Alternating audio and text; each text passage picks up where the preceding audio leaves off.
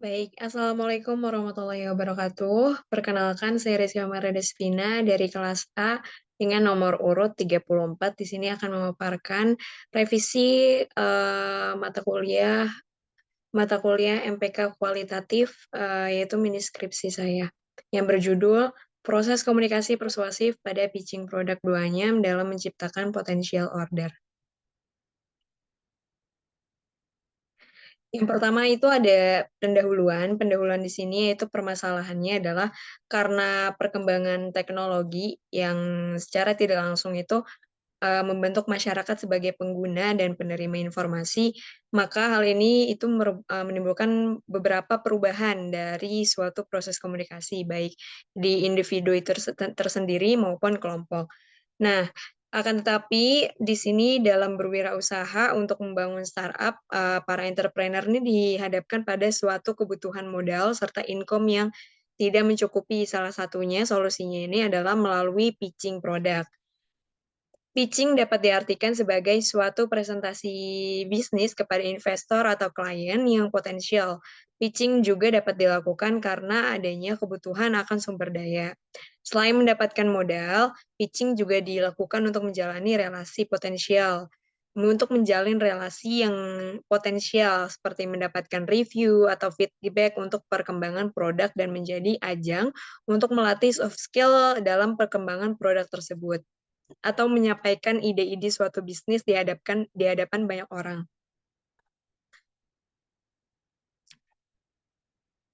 Nah, kemajuan teknologi dan digitalisasi membuat komunikasi persuasif, di sini itu memiliki peran penting ya dalam melakukan pitching tersebut. Komunikasi persuasif di sini digunakan untuk mempengaruhi keyakinan, nilai, hingga sikap dari konsumen.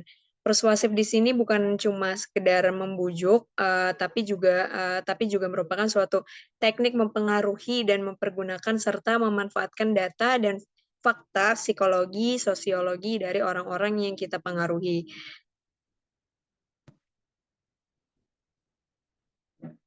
Nah, dikutip dari portal berita katadata.co.id, menurut laporan terbaru dari We Are Social dan Hotsuite, jumlah pengguna media sosial di sini di seluruh dunia itu mencapai 4,76 miliar dari bulan itu terhitung dari bulan Januari tahun 2023. Angka ini setara dengan 59,4% dari total populasi di dunia saat ini. Nah, dari hasil data yang tercantum tersebut,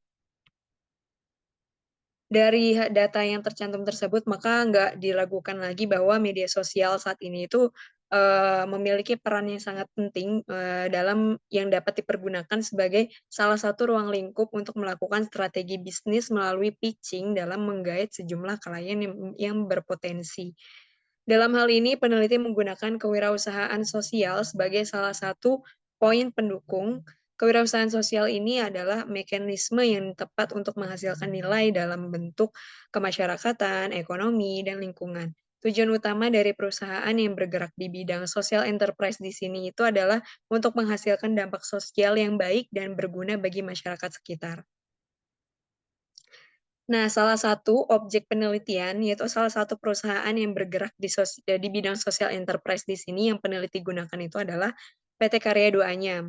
Dua Anyam di sini merupakan sebuah perusahaan yang menyediakan produk-produk lokal hasil karya ibu-ibu penganyam yang berasal dari Flores, sehingga dapat memberikan dampak kehidupan dari ibu-ibu penganyam tersebut dengan lebih baik lagi dari sebelumnya, serta memberikan bantuan beasiswa kepada pendidikan anak dan cucu para ibu penganyam tersebut. Maka dari itu, gimana sih, nah, berdasarkan hal tersebut yang penulis yakini berdasarkan observasi secara langsung, beberapa potensial order yang terjadi di antara klien, di PT Karya Dua Anyam ini mendapat beberapa isu yang kurang dapat ditangani, yang menyebabkan terdapatnya keraguan dari beberapa klien. Nah, berdasarkan hal ini, penulis di sini memiliki keyakinan yang bertumpu pada beberapa respon data dari orang-orang yang terlibat dalam terjadinya potential order dengan klien tersebut. Maka gimana sih proses dari komunikasi persuasif yang digunakan dalam pitching produk 2 tersebut, untuk dapat menciptakan suatu potential order, kepada para kliennya.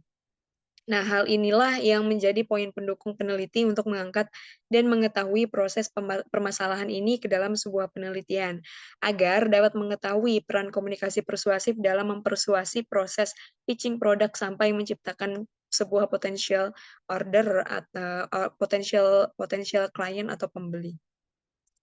Lalu yang kedua di sini ada fokus penelitian. Fokus penelitian di sini berdasarkan latar belakang masalah yang telah dipaparkan, bahwa terdapat beberapa isu dan keraguan dari para klien dalam proses pelaksanaan potential order, maka fokus dari penelitian ini adalah bagaimana proses komunikasi persuasif pada strategi pitching produk 2 dalam menciptakan potential order. Lalu untuk tujuan penelitian, berdasarkan latar belakang masalah yang telah dipaparkan di atas, bahwa terdapat beberapa isu juga dan keraguan dari para klien dalam proses pelaksanaan potential order, maka rumusan permasalahan rumusan permasalahan yang telah dipaparkan, maka dapat diambil kesimpulan bahwa tujuan penelitian ini adalah untuk mengetahui proses komunikasi persuasif pada strategi pitching produk 2 dalam menciptakan potential order. Lalu kemudian ada manfaat penelitian. Manfaat penelitian di sini memiliki 2 manfaat, yakni memiliki manfaat penelitian akademis dan manfaat praktis. Manfaat akademis dari penelitian ini adalah untuk memperkaya kajian ilmu komunikasi di bidang komunikasi pemasaran atau marketing communication, khususnya mengenai proses komunikasi persuasif pada pitching produk 2 dalam menciptakan potential order. Lalu kemudian ada manfaat praktis dari penelitian ini, yaitu diharapkan dapat menambah wawasan serta pengetahuan baik bagi peneliti maupun para pembaca untuk selanjutnya dapat diimplementasikan dan juga menambah kajian literatur untuk penelitian selanjutnya dengan topik dan tema yang serupa. Lalu di bab yang kedua ada kajian teori. Yang pertama di sini ada konsep. Konsep dalam penelitian ini adalah komunikasi pemasaran atau marketing communication. Pemasaran di sini merupakan suatu proses bisnis yang dimaksudkan untuk memenuhi kebutuhan dan keinginan konsumen dengan menyediakan barang dan jasa. Integrate marketing communication adalah langkah untuk menyatukan semua alat dan pesan komunikasi pemasaran, sehingga pesan persuasif untuk mempromosikan suatu merek atau brand dapat menjadi lebih padu. Dari sudut pandang lama, marketing atau pemasaran itu merupakan cara mendesain produk, menguji, membuat, memberi brand, mengemas, menentukan harga, dan mempromosikannya, yaitu dikutip dari buku Sandra Moriarty dan Nancy Mitchell pada tahun 2009.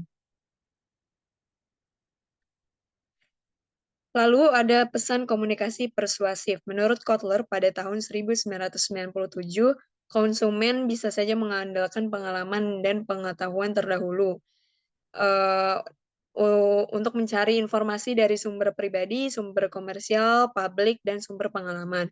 Lalu Loudon dan Della Bitta pada tahun 1993 menyatakan bahwa perilaku konsumen adalah sebuah proses pengambilan keputusan dan kegiatan fisik individu-individu yang melibatkan individu dalam menilai, mendapatkan, menggunakan, atau mengabaikan barang-barang dan jasa.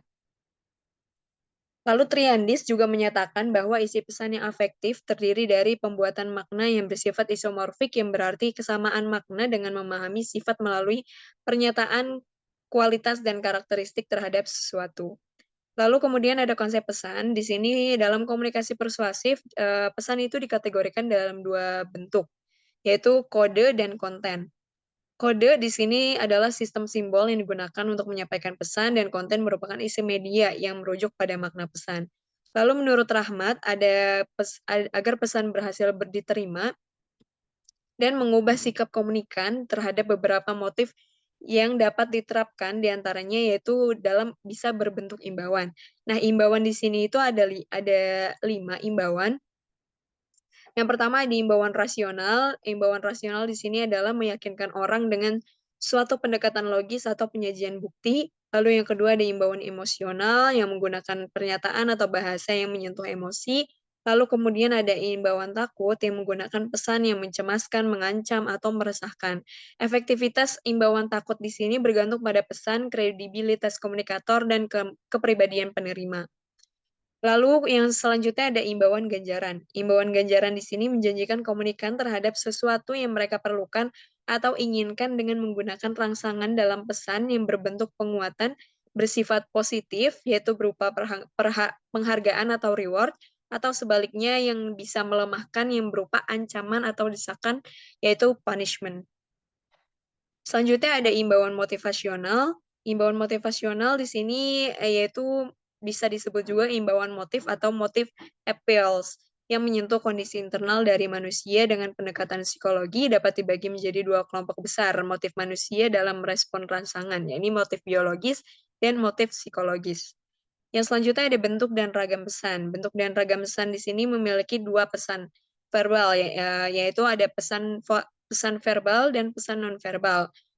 Pesan verbal menurut Tops dan Moss yaitu semua jenis komunikasi lisan yang menggunakan satu kata atau lebih. Selain lisan, pesan verbal juga berupa tulisan. Komunikasi lisan di sini yaitu suatu proses ketika seorang pembicara berinteraksi secara lisan dengan pendengar untuk memengaruhi tingkah laku.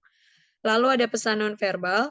Pesan nonverbal, mengutip dari Mark Knapp, Havel Cangara menyebutkan bahwa penggunaan kode nonverbal dalam berkomunikasi memiliki fungsi untuk meyakinkan, yaitu repetition, menunjukkan perasaan dan emosi yang tidak bisa diutarakan dengan kata-kata, atau substitution, menunjukkan jati diri sehingga orang lain bisa mengenalnya, yaitu identity, dan menambah atau melengkapi ucapan yang belum sempurna. Pesan nonverbal yaitu semua isyarat atau tanda yang berasal dari dalam diri manusia dan lingkungannya selain berupa pesan lisan ataupun tulisan. Pesan nonverbal bisa disengaja, memang ingin untuk disampaikan maupun tidak disengaja atau disampaikan tanpa adanya kontrol. Lalu selanjutnya ada faktor pesan, yaitu ada 4 faktor pesan yang mempengaruhi faktor pesan, yaitu ada objektivitas pesan, ada penyampaian argumen dan penyampaian pesan, gaya pesan meliputi pengulangan dan gaya bahasa yang digunakan, lalu ada daya tarik pesan.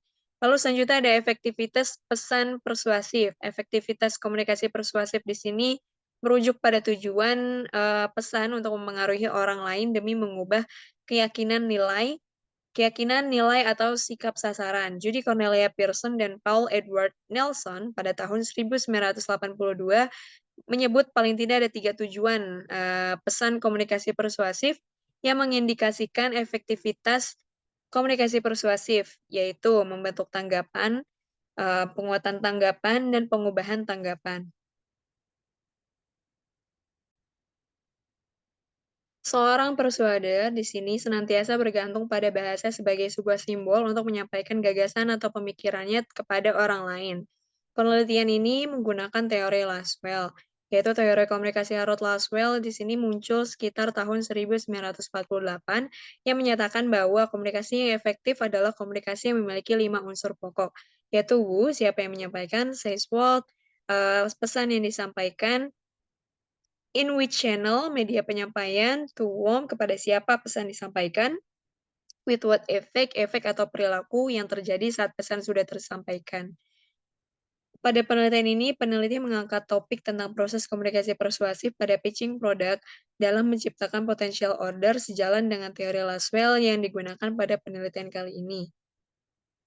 Lalu kemudian ada review literatur. Review literatur di sini diambil dari 10 jurnal yang memiliki tema dan konsep yang serupa dengan penelitian yang saya angkat.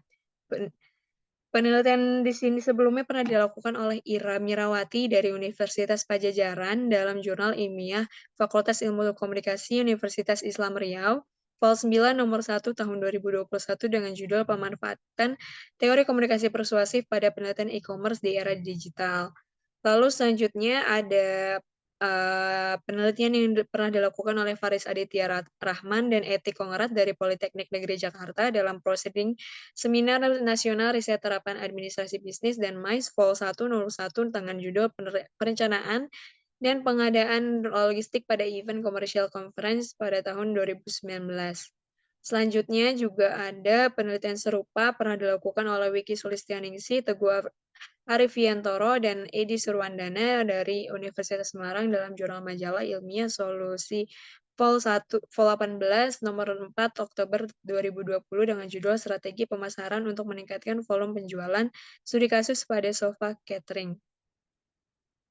Penelitian serupa juga pernah dilakukan oleh Muka Pasaribu dan Hafiansa Siregar dari Universitas Prof. Dr. Mustopo dalam jurnal Pustaka Komunikasi Vol 2 nomor 1 Maret 2019 dengan judul Strategi Komunikasi PT R3 Indonesia dalam menjaga eksistensi sebagai digital agency.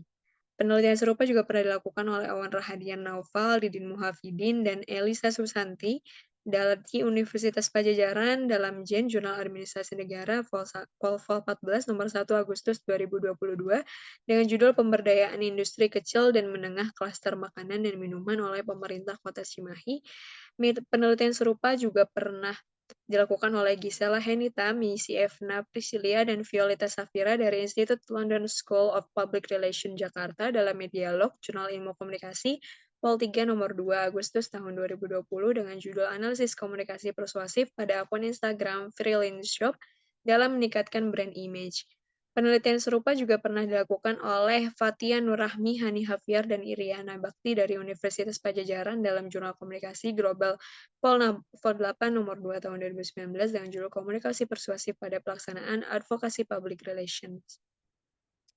Penelitian serupa juga pernah dilakukan oleh Nimas Ardianti dari Universitas Budi Luhur dan dalam Nyimak Journal of Communication Vol 3 nomor 2 September 2019 dengan judul Pengelolaan Kesan Komunikasi Persuasif Personal Sales.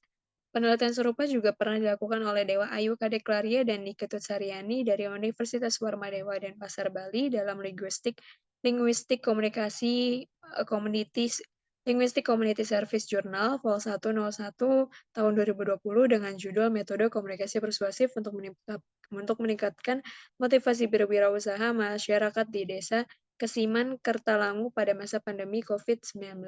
Penelitian serupa selanjutnya pernah dilakukan oleh Nurdin Batjo dalam Dinamis Journal of Islamic Management and Business Vol 1 nomor 2 Oktober tahun 2018 dengan judul Penerapan Komunikasi Pemasaran terhadap perilaku dan putusan pemilihan.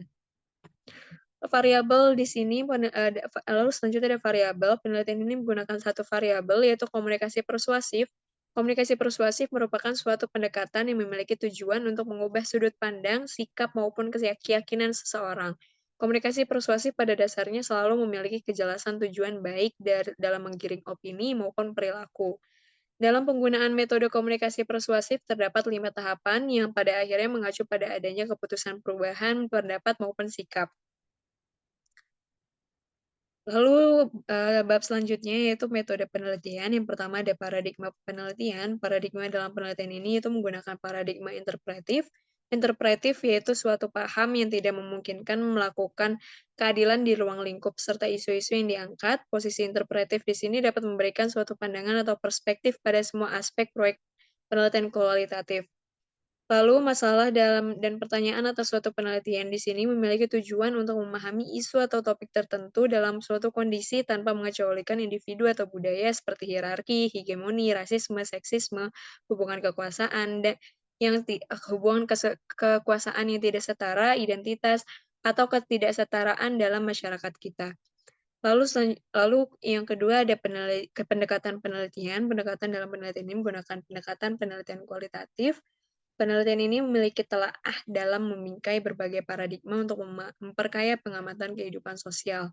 Penelitian kualitatif adalah pendekatan yang digunakan untuk mengeksplorasi dan memahami makna individu atau kelompok sebagai anggapan masalah sosial atau manusia. Pada pendekatan ini, proses penelitiannya meliputi pertanyaan dan prosedur yang muncul. Penelitian ini menggunakan pendekatan kualitatif deskriptif untuk menganalisa komunikasi persuasif yang dilakukan melalui strategi pitching produk duanyam dalam menciptakan potential order.